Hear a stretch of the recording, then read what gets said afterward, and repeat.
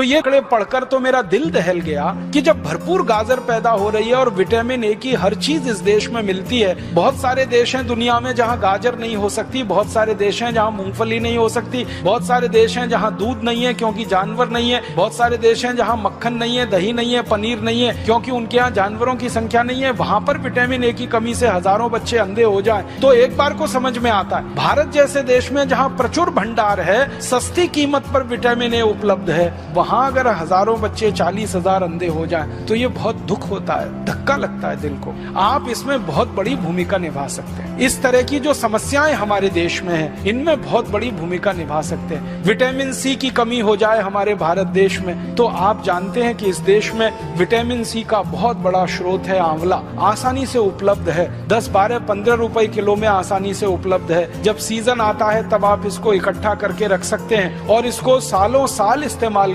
कर सकते हैं। तो आंवले के कई उत्पादन हैं, लेकिन लोग चाहें तो इसको अपने घर में ही तैयार करके हमेशा के लिए रख सकते हैं। इतना बड़ा स्रोत है विटामिन सी का। अब हमारे पास प्रकृति ने दिया, भगवान ने दिया, विटामिन ए के स्रोत हैं। विटामिन B12 की तो भारत में कभी कमी नहीं हो सकती क्योंकि यहाँ के लोग जितने तरह की सब्जियां खाते हैं, जितने तरह के फल, मौसमी फल खाते हैं, सवाल ही नहीं उठता कि हमको विटामिन B12 कभी कमी हो जाए। ऐसे हमारे देश में प्रकृति के द्वारा जो बहुत सारे समृद्ध पदार्थ हैं, सस्ते हैं, कीमत में आसानी से उपलब्ध हैं, हर जगह होते हैं। सबसे बड़ी बात है कि आंवला भारत में हर जगह आसानी से मिल जाता है, गाजर भारत में हर जगह आसानी से मिल जाती है, टमाटर हर जगह आसानी से मिल जाता है। तो क्यों नहीं हम इनका हमारे मरीजों में, हमारे देश के साधारण नागरिकों में प्रचलन बढ़ाएं और इस प्रचलन को हमारे देश में जितना ज्यादा आप बढ़ा देंगे, हमारे मरीजों की फालतू दवाओं पर निर्भरता उतनी कम हो जाएगी। कैल्शियम की कमी के आपके पास जितने सारे मरीज आते हैं और आप उनको कैल्शियम के बहुत सारे स्रोत बताते हैं और आप भारत में बहुत सारी सस्ती चीजों से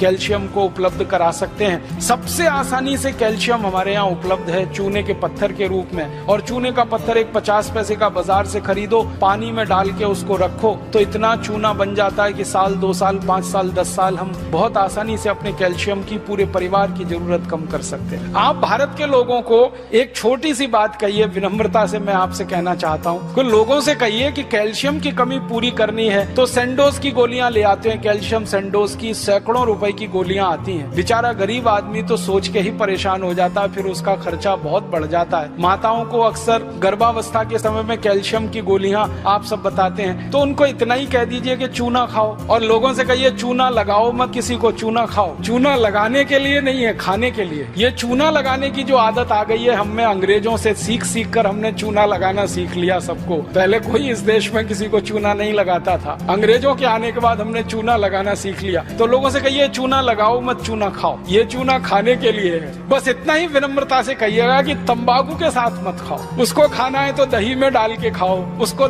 खाना है तो दाल में डाल के खाओ, उसको पीना है तो पानी में डाल के पियो। मामूली सी मात्रा जीरे के दाने के बराबर, गेहूं के दाने के बराबर दही में, नहीं तो दाल में, नहीं तो सब्जी में, नहीं तो पानी में आसानी से खाया जा सकता है और बहुत बड़ा कैल्शियम का स्रोत है। भगवान ने इतना बड़ा कैल्शियम का स्रोत इस देश को दिया है, शायद ही किसी देश में होगा। वो चूने का पत्थर ही है जिससे हम सीमेंट बना रहे हैं, वो चूने का पत्थर ही है जो 20 तरह के उद्योग में जा रहा है। वो ही चूना हमारे मरीजों के कैल्शियम की पूर्ति में बहुत बड़ी भूमिका निभा सकता है। तो ये साधारण सी बातें आम आदमी के दिल दिमाग में बहुत जल्दी बैठ जाती हैं, लेकिन आप कहेंगे तो ज्यादा अच्छे से। कोई दूसरा कहेगा ना तो कुतर्क करेगा, तुम क्या डॉक्टर हो, तुमको क्या मालूम है। लेकिन जब कोई डॉक्टर उसको कह रहा है तो बहुत गहराई से, ये तो परंपरा से आई हुई है बात। चूना उसके दादाजी खाते थे, दादाजी के दादाजी खाते थे, वो भी खाते थे, देखा है उसने। फिर आपने और जोड़ दिया उसमें कि ये कैल्शियम का सबसे बड़ा भंडार है, तो बात तो पक्की बैठ जाएगी उसके मन में। फिर वो अपनी जीवन शैली को इस तरह से बना लेगा